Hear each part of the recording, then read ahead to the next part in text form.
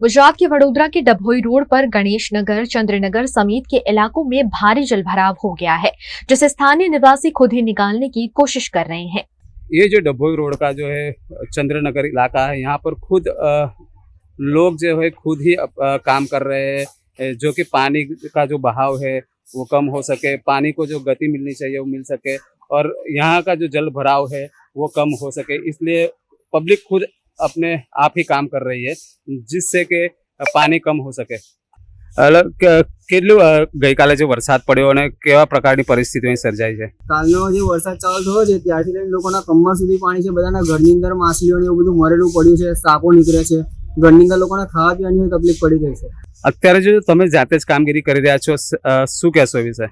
હવે અમારે તો કરવું પડશે ને, કોર્પોરેશન વાળા તો કોઈ અહીંયા ધ્યાન આપવા આવતા નથી કે કોઈનો પાણીનો નિકાલ બી નથી અહીંયા ગાડી। કેટલા વર્ષોથી કમ્પ્લેનો કરીએ છીએ, કહીએ છીએ પાણી ભરાય, દર વર્ષે આ જ વસ્તુ હોય છે અમારે।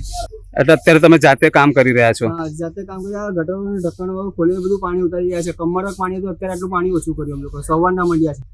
જે રીતે તમારા વિસ્તારમાં તકલીફ થતી હોય છે, કોર્પોરેશનમાં તમે જાણ કરતા હોય છે કે શું મદદરૂપ થતી હોય છે કોર્પોરેશન આવે કરીને જાય, પછી પાછું જેવો તો એવું થઈ જાય છે, પણ આનો કોઈ અત્યાર સુધી નિકાલ નહીં કાઢ્યો આ લોકોએ। એટલે શું માનો છો, આ કાયમી નિકાલ થવો જોઈએ કે શું? કાયમી નિકાલ કરવા માટે તો કલાક ટાઈમથી અમે લોકો કમ્પ્લેન કરીએ છીએ, કહીએ છીએ એ લોકોને કે તળાવ માટે બી તે ગાડી રસ્તો કરો, તો બી કોઈ જાતની કોઈ કાર્યવાહી કે કશું કરતા નથી આ લોકો।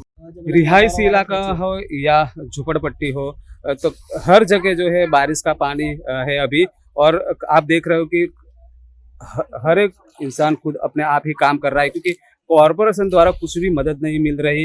क्योंकि जिस तरह से प्री मानसून कामगिरी कॉरपोरेशन द्वारा की जानी चाहिए, वो कामगिरी नहीं होने की वजह से लोगों को ये हालांकि भुगतनी पड़ रही है। आप देख रहे हो लोग खुद ही अपने आप ही काम कर रहे हैं, जिस वजह से कि ये पानी जो है वो यहाँ से कम हो सके।